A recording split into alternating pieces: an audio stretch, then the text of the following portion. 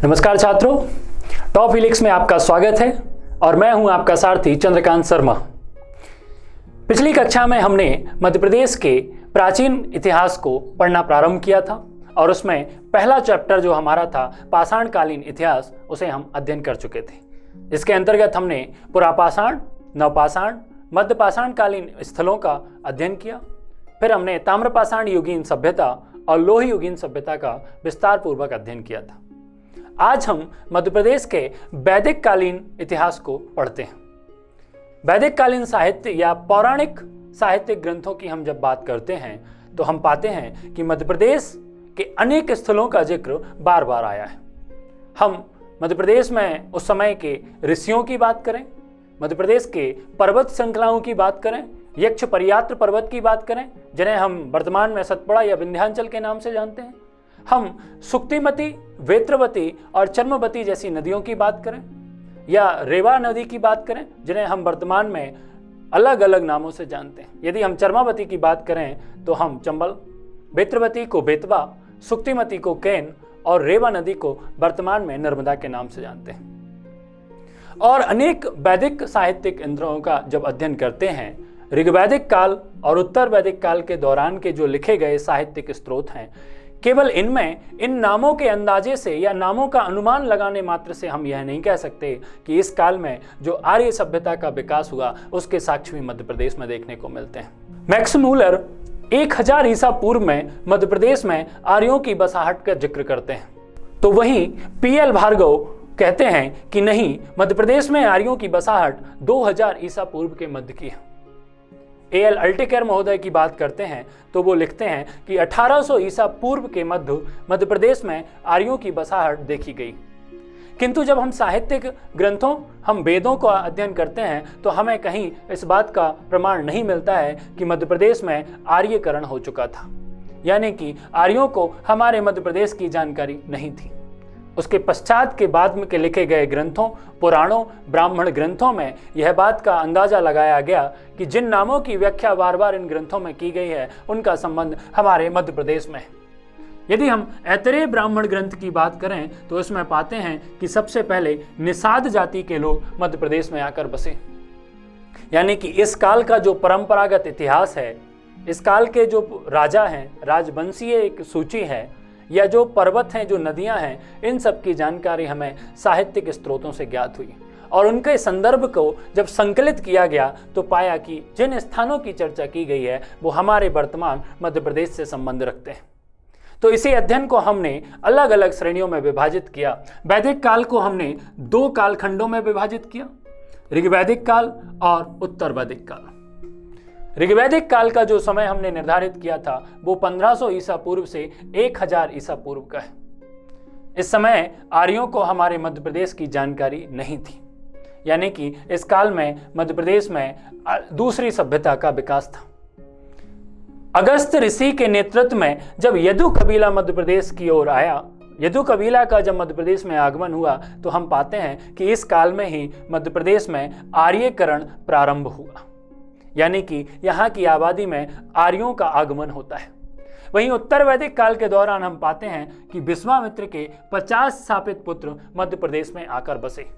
हालांकि ये किन स्थानों पर बसे इसकी जानकारी हमें कहीं पर भी नहीं मिली है।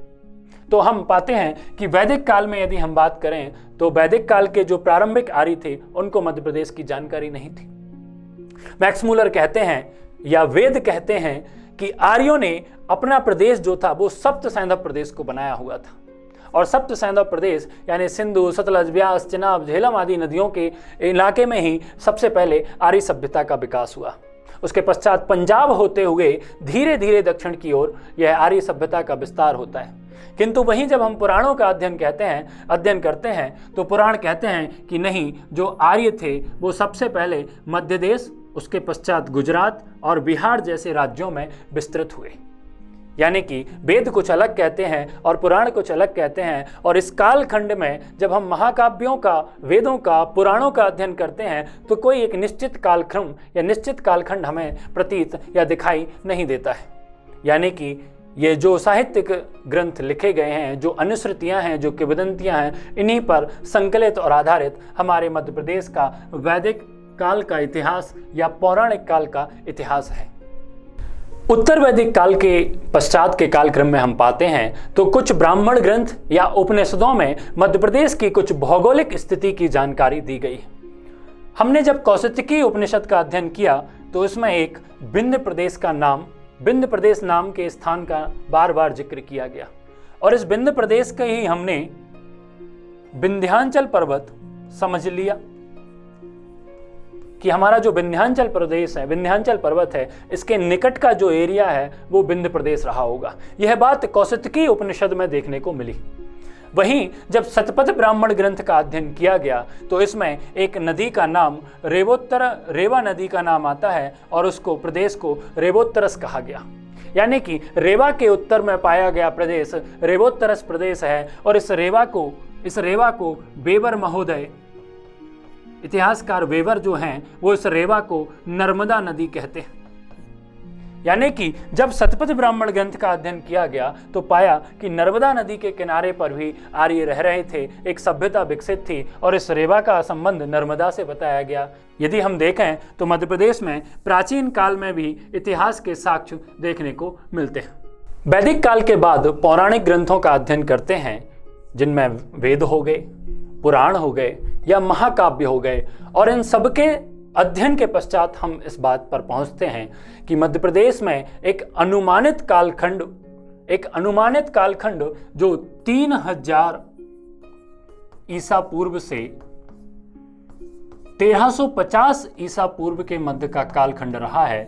इसमें अनेक राजा महाराजा रहे हैं जिनका पौराणिक ग्रंथ और धार्मिक आस्थाओं में एक विशेष स्थान है। मध्य प्रदेश के परंपरागत इतिहास की जानकारी के लिए यह पौराणिक विवरण, जो पौराणिक अध्ययन है, वो महत्वपूर्ण स्थान रखता है। इस अध्ययन के पश्चात हमने देखा कि मध्य प्रदेश में ययाति जो कि मनु की 5वीं पीढ़ी के वंशज थे, मनु वैवत्स, जिनके द्वारा ही इस पृथ्वी पर मनुष्य जाति का आरंभ होता है, उनकी 5वीं पीढ़ी के जो ययाति थे, उनसे लेकर राम कृष्ण जो मनु की 65वीं पीढ़ी के व्यक्ति थे, उनके बीच का संपूर्ण इतिहास मध्य प्रदेश से संबंध रखता है। यानी कि पौराणिक अध्ययन पर हमें यह समझ में आया कि जब से पृथ्वी पर मनुष्य का अस्तित्व हुआ, यानी कि पौराणिक ग्रंथ जिनकी मान्यताओं के आधार पर मनु वैवत्स, जब पृथ्वी जब समुद्र में डूबने लगी थी, तब केवल मनु ही जीवित बचे, और मनु ने ही शादी विवाह करके इस संसार में मनुष्य की उत्पत्ति का आरंभ किया। तो उनकी 5वीं पीढ़ी ययाति काल से लेकर उनकी 65वीं पीढ़ी तक के साक्ष्य मध्य प्रदेश से संबंध रखते हैं। जब हम ययाति की बात करते हैं, जब मैन ययाति सम्राट बन जाते हैं, तो हम देखते हैं कि इनके भी 2 पुत्र होते हैं। ययाति का पहला पुत्र होता है यदु और दूसरा पुत्र होता है तुर्बसु। और इन यदु और तुर्बसु को हमें अध्ययन इसलिए करना है कि हम पाते हैं कि ययाति ने यदु को बेत्रवती, सुक्तिमती और चर्मवती नदियों के किनारे का राज्य दान दे दिया था। यानी कि ययाति ने अपने पुत्र यदि को इन 3 नदियों के किनारे बसने वाले अंचल को राजकाज करने के लिए दान में दे दिया। वहीं दूसरे पुत्र अपने तुर्बसु को रीवा का इलाका, बघेलखंड वाला क्षेत्र राज सिंहासन प्रदान कर शासन करने के लिए सौंप दिया। इसके बाद यदु और तुर्बसु के अन्य वंशजों में हम जाते हैं तो हम पाते हैं कि यदु के भी 2 पुत्र हुए। हमने बात की ययाति के वंशज यदु की। यदु से भी बाद में 2 पुत्र होते हैं, एक क्रोष्टी और दूसरे हुए सहस्त्राजित। तो भाई मैं आपको इतना डीप में क्यों ले जा रहा हूं, तो वो इसलिए कि जो यदु थे, यदु से जो पुत्र हुए क्रोष्टी और सहस्त्राजित, इनके पश्चात में जिन वंशों की उत्पत्ति होती है वो मध्य प्रदेश में शासन करते हैं। तो देखते हैं कि क्रोष्टी से जो वंश चलता है वो यादव वंश बनता है, और इसी यादव वंश में बाद में हम द्वापर काल में देखेंगे तो भगवान कृष्ण का जन्म होता है। वहीं सहस्त्राजित की बात करते हैं तो सहस्त्राजित से बनता है हई वंश, जो मध्य प्रदेश से संबंध रखता है। तो हमें यह जानना होगा कि जैसे ययाति काल में हम जिन राजवंशों की चर्चा कर रहे हैं उनका प्राचीन पौराणिक इतिहास से लेके नवीनतम मध्य प्रदेश के इतिहास में संबंध रहा है। पौराणिक काल के महान राजाओं का हम अध्ययन करते हैं। इस पौराणिक कालखंड में ययाति के काल में हम पाते हैं कि नर्मदा के तट पर, नर्मदा नदी के अंचल में नागवंशी शासक नाग राजा का शासन हुआ, और जब यह शासन कर रहा था उसी समय मौर्य गंधर्वों का आक्रमण हो जाता है। यानी कि इसके शासन में ही नर्मदा नदी के तट पर गंधर्वों का आक्रमण होता है। जब आक्रमण होता है तो राजा या तो अपनी कुशलता पूर्वक लड़ाई लड़ता है या किसी अड़ोस पड़ोस के राजाओं से सहायता मांगता है, और इन नागवंशी शासकों ने अयोध्या के राजा इक्ष्वाकु वंश के मानधाता से सहायता ली। मानधाता ने अपने पुत्र पुरुकुत्स और मुचकुंद को इनकी सहायता के लिए भेजा। यानी कि पौराणिक काल में जब सबसे पहला जो वंश निकल के आता है वो है नागवंशी, जिसके राजा थे नागराजा, और इनका जो शासन था वो नर्मदा नदी के किनारे बसाहट पर था। ठीक है, जब मौर्य गंधर्वों ने इन पर आक्रमण किया तो इनने अपनी सहायता के लिए अयोध्या के शासक मानधाता से सहायता ली, और मानधाता ने अपने पुत्र पुरुकुत्स को नागराजाओं की सहायता के लिए मध्य प्रदेश भेजा। जो पुरुकुत्स थे वो कौन थे, इनका क्या संबंध मध्य प्रदेश से रहा, तो आइए जानते हैं कि जो पुरुकुत्स थे वो इक्ष्वाकु वंश के थे। इक्ष्वाकु वंश कब हुआ, तो वो हुआ मानधात्री काल में, और पौराणिक अनुमान गाथाओं के आधार पर इसका जो कालखंड है वो 2700 ईसा पूर्व से 2550 ईसा पूर्व के मध्य का माना जाता है। यानी कि सिंधु घाटी सभ्यता के लगभग का काल यहाँ पर निकल के आता है, जो कि पौराणिक ग्रंथों में अंदाजे और अनुमान पर आधारित है। इस इक्ष्वाकु वंश का शासन अयोध्या में था, और उसके सबसे शक्तिशाली या प्रतापी शासक थे मानधाता या मानधात्री, इन्हें दोनों नामों से जानते थे। इनने अपने पुत्र पुरुकुत्स और मुचकुंद, इन दोनों को गंधर्वों के विरुद्ध नागवंशियों की सहायता के लिए मध्य प्रदेश भेजा।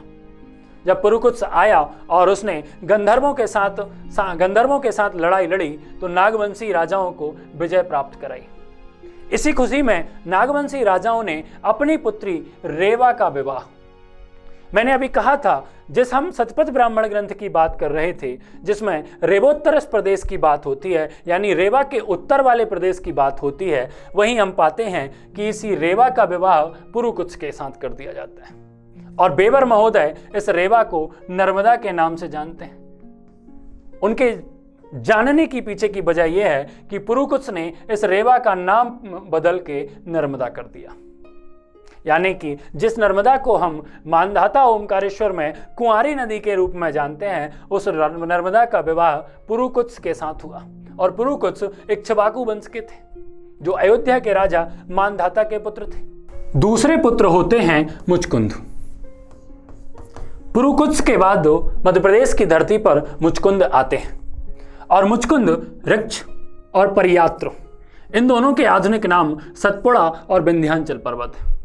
ऋक्ष और परियात्र पर्वत के प्रदेश को जीतकर, पूरे नर्मदा किनारे के प्रदेश को जीतकर एक नगर बसाते हैं, और उस नगर का नाम अपने पिता के नाम पर मानधाता नगर रखते हैं। पौराणिक ग्रंथों में इस मानधाता की पहचान ओमकारेश्वर से होती है। हमारा जो मध्य प्रदेश में ओमकारेश्वर, जहां पर ज्योतिर्लिंग है, उस ओमकारेश्वर से इस मानधाता नगर की पहचान की गई। बाद में हम देखते हैं कि हई वंशी राजा महिष्मत जब मुचकुंद की सत्ता पर आक्रमण करते हैं तो वो इस इलाके का नाम ही बदल के महिष्मत कर देते हैं, और हई वंश की नींव हमारे मध्य प्रदेश में पड़ जाती है। यानी कि जिन पुरुकुत्स ने गंधर्वों और नागों को पराजित करने के बाद अपनी सत्ता स्थापित की। जिस इक्ष्वाकु वंश की सत्ता मध्य प्रदेश में स्थापित हुई, उसी इक्ष्वाकु वंश के शासक मुचकिंद को हैहई वंशी सम्राट महिष्मत पराजित करके इस नर्मदा नदी घाटी के क्षेत्र पर हैहई वंश की सत्ता स्थापित करते हैं।